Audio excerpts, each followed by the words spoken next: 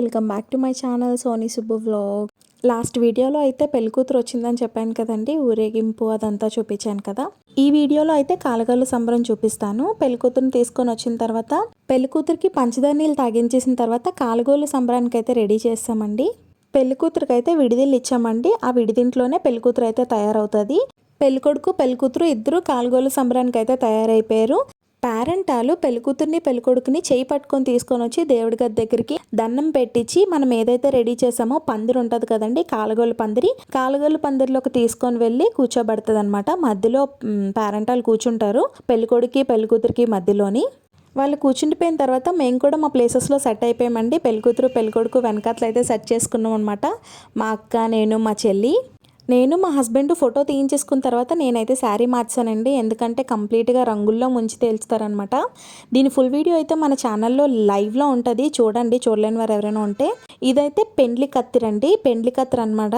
అంటే జుట్టు కట్ చేస్తారు, ఇంకా వేళ్ళు ఉంటాయి కదండి, గోర్లు కూడా చిన్నది కట్ చేస్తారనమాట. దాన్నే కాలుగోళ్ళు సంబరం అని అంటారు. చెప్పాను కదా పెళ్ళికొడుకి అక్క చెల్లెలు ఎక్కువ అని.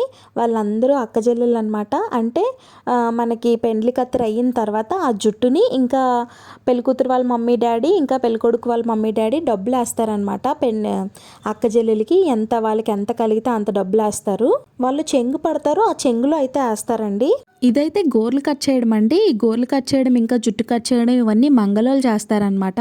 అప్పట్లో అయితే కాలగోలు సంబరానికి పాత బట్టలు వేసుకునేవారండి. ఎందుకంటే ఆ బట్టలని చాకలోళ్ళకి ఇచ్చేసేవారు అనమాట. ఇప్పుడు అలా కాదు, అందరూ కొత్త బట్టలే వేసుకుంటున్నారు. పెళ్ళి అనేది జీవితంలో ఒకసారే కదండి చేసుకుంటాము. సో అన్నీ కొత్తగా ఉండి కొత్త బట్టలే వేసుకోవాలి అనేసి ఇప్పుడు అందరూ కొత్త బట్టలే వేసుకుంటున్నారనమాట. ఇదైతే కాలగల్లు రోజు భోజనాలు అండి. భోజనాల రోజు అయితే లైవ్ క్రెస్ అది పెట్టారండి. అయినా చాలా ఫాస్ట్గా చేస్తున్నారనమాట. భలే తొందరగా చేసేస్తున్నారు. సో అందుకని చిన్న వీడియో క్లిప్ అయితే తీశాను.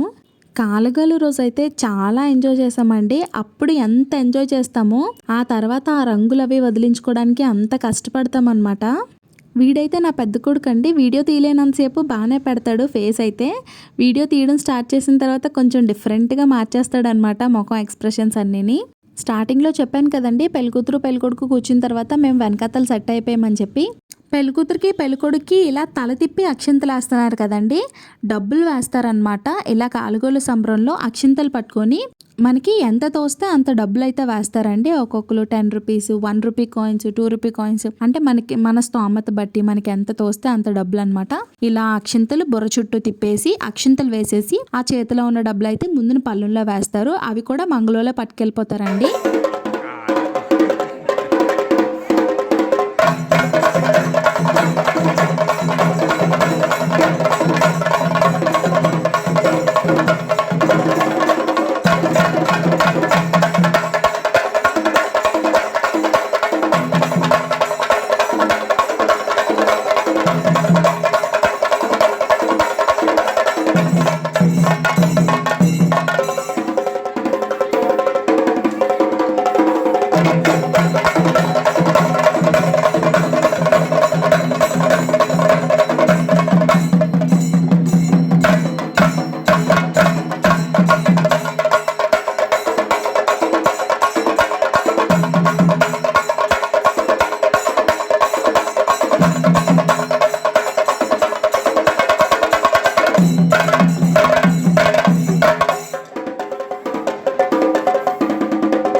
కాలగల్ల సంబరంలో ధాన్యం పెడతారండి. ధాన్యం పెట్టి ధాన్యంలోని అంటే పెద్దవాళ్ళందరూ దంచి పెళ్ళికూతురికి పెళ్ళికొడికి పొట్ట మీద ఇలా అంటారనమాట. ఎందుకంటే పిల్లలు పుడతారని చెప్పేసి.